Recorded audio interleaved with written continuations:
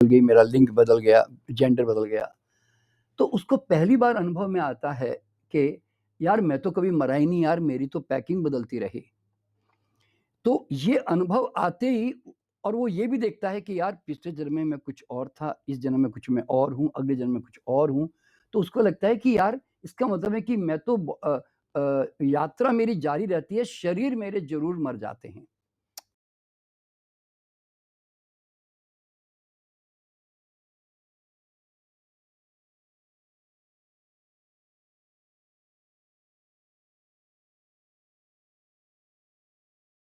उतना ही। तो पहली बात तो मृत्यु का डर समाप्त हुआ और मृत्यु को जीतने का रास्ता भी यही है। देखिए हम ध्यान या तो अहंकार की मृत्यु है और या नहीं तो पूर्व जन्म में जाना भी अहंकार की मृत्यु है। क्यों आप किस चीज़ को लेकर आप अहंकार करोगे जब आपको पता चलता है कि आप पूर्व जन्म में क्या थे और आगे जन्म में क्या होने वाले हो, तो आपको लगता है कि यार हम तो फालतू अहंकार सजाए बैठे हैं, उसका कोई मतलब नहीं है फिर। अच्छा, फिर दूसरा जात-पात का ऊँच-नीच का भेदभाव तो हर आदमी के दिमाग में होता ही है, आपने देखा ही होगा। अच्छे से अच्छे लोगों में होता है। हुँ। इवन मैं तो कहता हूँ मुझे कहता हुआ अच्छा तो नहीं लगता कि जब कोई आदमी अपने आप को आध्यात्मिक कहता है या संत महात्मा भी कहता है, चाहे वो क्रिश्चियनिटी में हो, हिंदू धर्म में हो या और कोई चाइनीज़ हो, तो पहली बात तो मुझे समझ में नहीं आता कि यार कोई महात्मा हिंदू कैसे हो सकता है? मुसलमान कैसे हो सकता है? क्योंकि या क्रिश्चियन कैसे हो सकता है? क्यों? महात्मा का मतलब है वो तो शुद्ध चेतना हो गया। अब उसकी तो कोई जात-पात, ऊँच-नीच उसके साथ हो ही नहीं सकती, वो तो कलरलेस हो गया। भई आध्यात्मिकता का मतलब था कि जितने चोले मैंने ओढ़े थे सर पे, जितने कलरिंग मुझ पे किए गए थे, वो सारे कलर मैंने उतार दिए। मैं मतलब होश में आकर मैंने सारे वो कपड़े उतार दिए जो मुझ पे चढ़ाए गए थे। तो अगर आप आज भी आप अगर हिंदू महात्मा हो, हिंदू क्रिश्चियन महात्मा हो या मुस्लिम महात्मा हो, तो भैया तुम तो अभी आध्यात्मिक जगत में तो शायद नहीं हो। क्यों? आध्यात्मिक जगत में तो बिल्कुल एकदम नेकेड जाना पड़ता है, सब कुछ निकाल के। तो इसीलिए ये भ्रम जो है ना आज आप जानते हैं लोग अपने आप को कोई जाट, कोई ब्राह्मण, कोई राजपूत, कोई मैं मुसलमान, मैं फलाना-ढिकड़ा, इतना जात-पात का ऊँच-नीच का गर्व उनके अंदर होता है और उसका वो इतने बंधे हुए होते हैं, इतने जड़ होते हैं इस मामले में कि उससे मुक्त ही नहीं हो पाते। लेकिन आप जब पूर्व जन्म में जाओगे और आप देखोगे कि मैं पिछले जन्म में मैं स्वयं मुसलमान था, कि अफ्रीकन था, कि क्रिश्चियन था, फ्रांसीस था, कि चाइनीज़ था, तो तुम्हें पहली बार पता चलेगा कि अरे! यार यानी कि वास्तव में मेरी तो कोई जात-पात होती ही नहीं है। मैं तो हुँ। जो पिछले जन्म में ऐसे-ऐसे क्राइस्ट की तरह कर रहा था, वो इस जन्म में आके आरती उतार रहा है, पूजा-पाठ कर रहा है, अगले जन्म में जाकर वो नमाज़ पढ़ रहा होगा। तो हुँ। भाई तुम्हारे ये जो कलरिंग है ना, ये तो सामाजिक कलरिंग देखिए जात-पात के कलरिंग जो है वो तो सामाजिक है, हाँ। कोई ईश्वर की तो देन है नहीं। जैसे आम और एप्पल की कोई जात नहीं होती वैसे ह्यूमन की भी कोई जात थोड़ी होती है। पर ये भ्रम टूटता कहाँ है? ये पास्ट लाइफ में जाने से टूटता है। हुँ। और सबसे बड़ी बात है कि आदमी है ना कभी स्त्री बनता है, कभी पुरुष बनता है। तो ये जो अगर आप मेल देखिए अगर आपने ऐसा जीवन जिया है जहाँ आपका मेल कैरेक्टर ज़्यादा पसंद है आपको मतलब आप एक मेल की तरह बिहेव करती है, मेल की तरह कपड़े पहनती है, मेल की तरह बात मतलब जो भी एक काम करते हैं, हुँ। तो आपका फिर वो धीरे-धीरे वो जो फेमिनाइन जो कैरेक्टर होता है ना वो ऑटोमैटिकली फेड फेड होने लगता है और फिर अगला जन्म आपको एक मेल की तरह ही मिलता है। तो वो आप ही ने तो चुनाव किया था ना भाई। अब हमारी जो गाँव की औरतें हैं ना, वो औरत हाँ। ही औरत बनती रहती है, वो आदमी नहीं बनती। अच्छा। क्योंकि अगर हाँ, अगर उनको पुरुष ने बहुत अत्याचार किया है और उनके अंदर भी ये भाव बड़ा प्रबल बैठ गया है कि हे भगवान मुझे अगले जन्म में आदमी बनाना, मैं मुझे पुरुष बनाना, मुझे औरत मत बनाना, बड़ा तकलीफ दे ये मान लो। ऐसे उसके अंदर एक आक्रोश आ गया है। तो शायद उसके अंदर चूँकि पुरुष बनना है क्योंकि हम अपने चेतना में जो इंटेंशन होता है ना, उसके भाव के अनुसार हमारी जो है आगे प्रगति होती रहती है। हुँ। तो इस तरह से मतलब हमारा लिंग भी बदल जाता है, ठीक है? और सबसे बड़ी चीज़ जो है ना पूर्व जन्म में जाने से आदमी को क्या पता चलेगा कि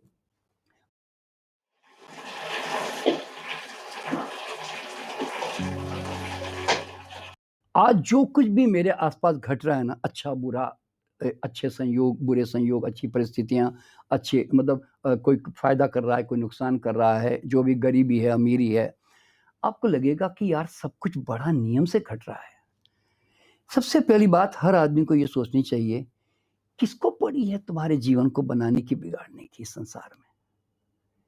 क्यों ऊपर बैठे-बैठे फालतू में तुम्हारा हिसाब-किताब रख के तुम्हारा काम-धंधा करता रहेगा भाई, हैं? हाँ। पर आदमी को ऐसा भरोसा है कि शायद कोई ऊपर बैठकर मेरा कुछ हिसाब-किताब लिख रहा है, नहीं।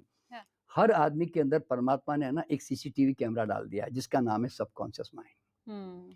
चित्रगुप्त कहते हैं उसका, नाम है चित्रगुप्त। तो वो आपका एक-एक थॉट, एक-एक एक्शन, एक-एक फीलिंग रिकॉर्ड कर रहा होता है, मालूम है?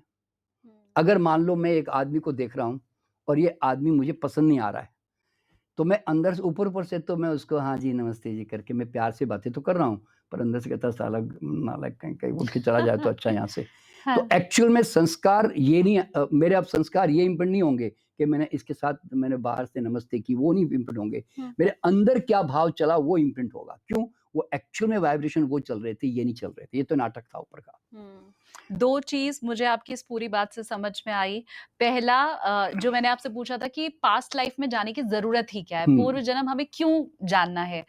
तो जो पहली चीज़ मुझे समझ आई, अगर आप लोगों को कुछ और समझ आया है तो प्लीज़ आप कमेंट कीजिए।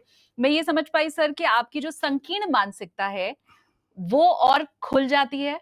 आपको वर्ल्ड एक कंप्लीट दिखाई देने लगता है और आप शायद और बेहतर मनुष्य बन पाते हैं, इंसान बन पाते हैं।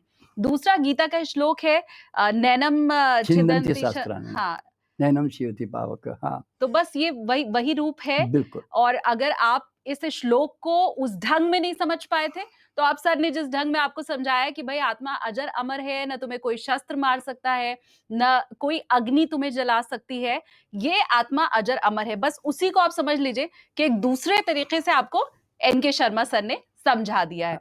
हाँ। मैं अभी जो बता रहा था कि आपके जीवन में जो भी अच्छी-बुरी घटनाएँ घटती है ना, तो you are the magnet of that. आप हर चीज़ के संसार में चुंबक होते हैं। हम ही खींच रहे हैं उसे। क्योंकि आपके पास वो संस्कार होंगे तो ही वो चीज़ें आपके आस-पास आएगी ना। आपके कर्म होंगे ऐसे पुण्य या नेगेटिव या पॉजिटिव कर्मा, उसके अनुसार ही तो आपको वैसे परिवार मिलेंगे, ऐसा माँ-बाप मिलेंगे, ऐसी परिस्थितियाँ मिलेंगी, ऐसे दोस्त मिलेंगे, नौकर मिलेंगे, पति-पत्नी मिलेंगे। तो एग्ज़ैक्टली जो कुछ हमारे जीवन में घट रहा होता है ना, वो कोई घटा नहीं रहा होता है, वो एग्ज़ैक्ट आपके संस्कारों के अनुरूप टाइम आने पर वो आकर्षित होकर फ़ायदा या नुकसान करके चले जाते हैं। अब ये आपने जब बात समझाई है सर, तो क्योंकि आप इतने लोगों से मिले हैं, 45,000 लोगों को आप पास्ट लाइफ में लेके जा चुके हैं। बिल्कुल, बिल्कुल। तो 45,000 में मैं ये चाहती हूँ कि आपके दिमाग में जो भी कोई एक शख्स जो प्योर सोल थी, वो छप गया, उसकी पास्ट लाइफ छप गई और ऐसे ही फिर एविल सोल भी। क्योंकि आपने कहा कि दोनों तरह के लोग होते हैं और हम अपनी तरह की शक्ति को खींचते हैं, चुंबक हम हैं। तो उन दोनों के बारे में बताइए कि क्या हुआ था? क्या उन्होंने देखा था? उनकी पास्ट लाइफ क्या थी? देखिए वैसे देखा जाए तो हर आदमी की पास्ट लाइफ की स्टोरी बिल्कुल थोड़ी डिफरेंट तो होती है। इसीलिए लेकिन इसमें जो लोग पास्ट लाइफ में जाते हैं तो वो पर्पस के लिए जाते हैं, मतलब कि भाई मेरे संबंध खराब क्यों है या मेरे जीवन में बीमारी क्यों है, जाग क्यों नहीं रही है, कुछ भी ऐसे कारण होता है ना, या उनके कोई फ़ियर्स और फ़ोबियास होते हैं, इस तरह से। तो अ, हाँ, बाकी अगर जनरलाइज़ वे में अगर मैं आपसे कहूँ ना, तो मुझे ये जान कर के हैरानी हुई कि ख़ास करके 2 एरियाज़ में मैंने जो अनुभव किया कि जो बड़े-बड़े राजा हुए एक ज़माने में, जो राजा हुए मतलब जिनके राज थे, राजकुमार थे ना ऐसे, तो आज वो मैं अगर उनको वापस उनको मैं इस जीवन में देखता हूँ उनकी कहानी में, तो वो एक ऑर्डिनरी बैंक में क्लर्क है, यानी तो किसी पेट्रोल पंप पे पेट्रोल भर रहे हैं, या वो बहुत ऑर्डिनरी सा कोई छोटा-सा बिज़नेस लेके बैठे हुए हैं। तो मुझे ये बात अजीब-सा लगा कि यार ये तो राजा था पिछले जन्म में, राजकुमार था, इतना बड़ा सब कुछ करके आया, तो इसके संस्कार में तो बड़ी-बड़ी चीज़ों का वो शौक होना चाहिए। लेकिन ऐसा क्यों हुआ? तो फिर बाद में जाके और गहराई में जाके पता चलता है कि आदमी किस स्तर पे जीता है। वो लोअर स्तर पे जीता है ना, वासनात्मक जीवन जीता है। यानी कि वो सेक्स, खाना, नाम, मतलब जो भी इस प्रकार की लोअर लेवल की लाइफ़ को जी रहा होता है ना, जो वासनात्मक कह सकते हैं। तो फिर उसका जो आने वाला जो जीवन है ना, फिर वो हायर लेवल पे जाता ही नहीं है, वो फिर लोअर लेवल पे ही आता है वापस। क्योंकि उसने ऐसे कर्म किए होते हैं कि जिससे कि उसका आकर्षण अल्कोहल की तरफ है, उसको स्त्रियों की तरफ है, तो वो इस जन्म में आकर है ना, क्योंकि उसने वही चीज़ें अर्न की है हर पल, वही चीज़ें सोचता रहा है, तो एग्ज़ैक्टली उसके अनुसार उसका जीवन फिर वापस लोअर लेवल में ही आके उसका वापस पैदा हो जाता है वो। तो ये चीज़ें एक मुझे आश्चर्यचकित करती रही कि भाई इसका मतलब है कि जो पिछले जन्म में गरीब थे, लेकिन उनको दिल खोलकर लोगों की मदद करने की बहुत आदत थी। मतलब वो लोगों की सेवा करते थे, लोगों को देते थे। तो ऐसे लोगों को मैंने देखा कि पिछले जन्म में तो वो गरीब थे और इस जन्म में वो बड़ा इंडस्ट्रियलिस्ट बन गया इस जन्म में आके। Dreaming of living in Spain? Now you can easily master the language and secure your visa with our Spanish immersive program.